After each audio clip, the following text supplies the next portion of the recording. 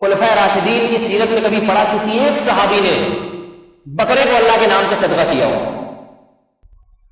صدقات و خیرات کا بنیادی مقصد غریب کی حاجت پوری کرنا ہے. کیا خیال ہے؟ یہی مقصد ہے نا. قرآن کہہ رہا ہے انما نطعمکم لوجہ اللہ، ہم تمہیں اس لیے کھلاتے ہیں اللہ کو راضی کرنے کے لیے. آج ہم تمہاری حاجت پوری کریں گے، کل اللہ ہماری حاجت پوری کرے گا. مطلب کیا ہوا؟ غریب کی حاجت، بولو بھائی، غریب کی حاجت پوری ہو جائے. مجھے ایک بات بتائیے، حاجت پیسوں سے زیادہ پوری ہوتی ہے یا بکرے سے پوری ہوتی ہے؟ آپ کسی غریب کو 8,000 کا بکرا پکڑا دیں یا 8,000 کیش پکڑائیں، اختیار دے دیں گے، چاہو تو یہ بکرا لے لو، چاہو تو 8,000 کڑک کڑک 1,000 کے 8 نوٹ لے لو، تو وہ بتائیے کس کو ترجیح دے گا؟ کہے گا بھائی بکرے کا میں کیا کروں گا، غریب آدمی ہوں، مجھے بڑا گوشت مل جائے بہت ہے، چھوٹا گوشت ڈیفنس سوسائٹی میں بھی لوگ کھا رہے ہیں، اتنا مہنگا ہو گیا ہے، اور آپ یتیموں کو چھوٹا گوشت کھلا رہے ہیں. لیکن نہیں، بدعتی یہ کہے گا نا نا نا، بکرا جب تک ذبح نہیں ہوگا، جانور کا خون نہیں بہایا جائے گا، میرے سر سے بلائیں نہیں ٹلیں گی. اللہ کو راضی کرنے کے لیے تو صدقات کرنے کا تصور ہی نہیں ہے نا. صدقات کیے بھی جاتے ہیں بلاؤں کو ٹالنے کے لیے. ایسے کام کرتے کہ وہ بھائی جیسے چڑیلیں اور بلائیں آئے ہیں، ٹھیک ہے، تو ان کو ٹالنے کی ضرورت بھی ہے. اور اگر کر لیے اور یقیناً صدقات سے بلائیں بھی ٹلتی ہے تو حدیث سے ثابت ہے.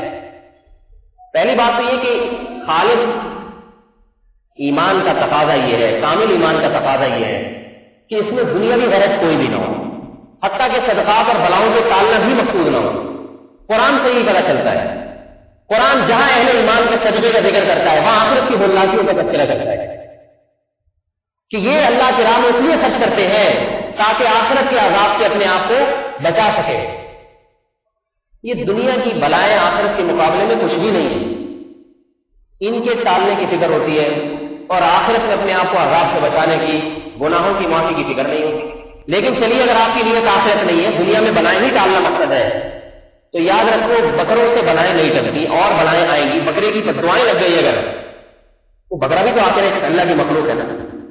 وہ کہے گا اے اللہ یہ غریب کو پیسے دے سکتا تھا، یہ ان 8,000 روپے میں بڑا گوشت اس سے دگنی مقدار میں خرید کے بانٹ سکتا تھا، یہ ان 8,000 میں غریب کے گھر آٹا ڈلوا سکتا تھا جو 2-3 مہینے چل جاتا، اور اس نے ایک بکرا کاٹ کے غریب کو 2 دن تو کھلا دیا اور 28 دنوں کا انتظام نہیں کیا. ایسی بدعت کے لیے اللہ جس نے مجھے بھیٹ چڑھایا، ایسی بدعت کی بھیٹ مجھے چڑھایا، کیا معلوم وہ بکرا آپ کو کیا کیا بددعائیں دے. ہمارے حضرت مفتی رشید احمد صاحب رحمہ اللہ تعالیٰ فرمایا کرتے تھے کہ ہماری جو پاکستانی قوم ہے نا، اسے کھلانے کی عادت پڑ گئی، رشوت کھلانے کی. کام اٹکا ہوا ہو تو بڑے افسران کو رشوت کھلائی جاتی ہے کہ بھائی یہ لے لو اور ہم سے ٹیکس معاف کر دو یا جو جرمانہ لگائے وہ. تو فرماتے تھے کہ شاید لوگوں کا تصور یہ ہے کہ کوئی مریض گھر میں پڑا ہوا ہے اور اب ان کا خیال یہ کہ بچنے والا نہیں ہے، موت کا فرشتہ اس کی جان لے کے جائے گا، تو موت کے فرشتے کو انسان کی جان کے بجائے بکرے کی جان دے دیتے ہیں، بھائی تو اس کو لے جا، اس کو کاٹ کے رشوت دینے کی کوشش کرتے ہیں موت کے فرشتے کو کہ ہمارے مریض کو بچا لے اور بکرے کو لے جا. پر میں ایسا ہوشیار ہے، وہ بکرا بھی لے جاتا ہے اور مریض بھی لے جاتا ہے. کل کسی کا فون آیا کہ بیگم صاحبہ نے یہ کہا ہے کہ میں اللہ کے نام پہ جانور حلال کرنا چاہتی ہوں.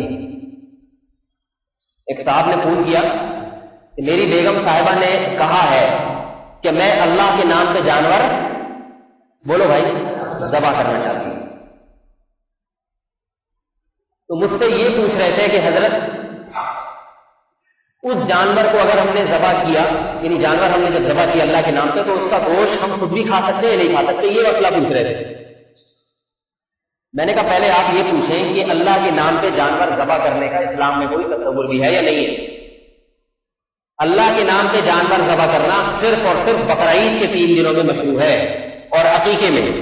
اس کے علاوہ اللہ کے نام پہ جانور ذبح کرنا عبادت نہیں ہے، عبادت اپنی طرف سے نہیں کر سکتے. دیکھیے بقرعید میں ہم 4 قسم کے جانور ذبح کرتے ہیں اللہ کے نام پہ: اونٹ، گائے اور بیل وغیرہ، دمبا اور بھیڑ وغیرہ، اور چوتھا بکرا بکری وغیرہ. یہ 4 ہے نا. ایک آدمی کہتا ہے میرے پاس گائے کے پیسے نہیں ہے تو میں اللہ کے نام پہ مرغی ذبح کرتا ہوں، وہ بھی تو جانور ہے، اگر کر دوں اللہ کے نام پہ مرغی کو قربان کر دیتا ہوں. ہو جائے گی قربانی یا ثواب ملے گا اس کو؟ علماء کہیں گے کہ شریعت نے ہمیں 4 جانوروں کو اللہ کے نام پہ قربان کرنا جس کو تو عبادت قرار دیا ہے. 5واں کوئی جانور ابھی تک ایسا نہیں ہے جس کو اللہ کے نام پہ ذبح کرنا تو عبادت ہے. اس میں اپنی طرف سے نہیں کچھ کر سکتے آپ کہ میں چڑیا مار رہا ہوں اللہ کے نام پہ، میں جو ہے وہ ہرن شکار کر رہا ہوں اللہ کے نام. گوشت کھانے کے لیے آپ کریں، آپ کبوتر کا شکار بھی کر سکتے ہیں، گوشت ایک انسان کی حاجت ہے، اس پہ ثواب نہیں ہے. ہم فارمی مرغیاں روزانہ صبح شام ذبح کرواتے ہیں، کوئی 1 کلو کوئی 2 کلو کا گوشت گھر میں لا رہا ہے تو کیوں ذبح کرواتے ہیں؟ بھائی یہ گوشت چاہیے، یہ نہیں کہتے بھائی ذرا تم اللہ کے نام پہ مرغی ذبح کر دیں تاکہ اس کا ثواب میں اپنے دادا مرحوم کو پہنچا دوں.